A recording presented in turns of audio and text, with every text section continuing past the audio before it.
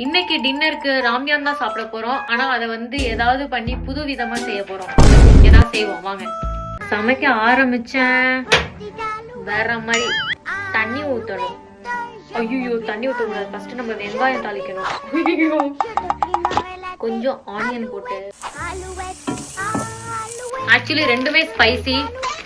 பறக்க விட போகுது. எங்க பறக்க போகுதுன்னு தெரியல.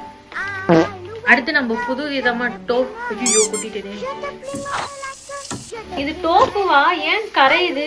இன்னும் நீ குலைக்கிற அப்படி அமுக்காத. சரி விட அமுக்கல. Okay tofu பொடிமா. இது டோஃபு தான். நான் மேபி ரொம்ப ஹார்ஷா ஹேண்டில் பண்ணிட்டேன் போல. நல்லா வதக்கியாச்சு. இப்போ இதில் தண்ணி ஊற்றி.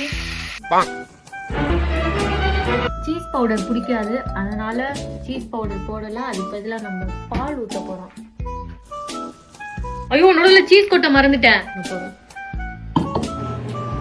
It was at this moment that he knew he fucked up. Okay ready. And convenience ஸ்டோரில் ஃப்ரைட் சிக்கன் வச்சுருந்தாங்க. அதை நாங்கள் சாப் பண்ணி வச்சுருக்கோம்.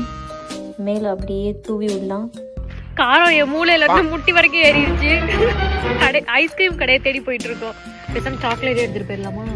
அது காரமா பாரு. மறுபடியும் உசுரோட என்னை புதைக்க பாக்குறாங்க. ஸ்வீட்டா பாரு. தப்பு தப்பு. இப்ப ஸ்வீட் சாப்பிட்டு திகட்டுது. ஓடி போயிரு. செருப்பு பிஞ்சு போயிரு.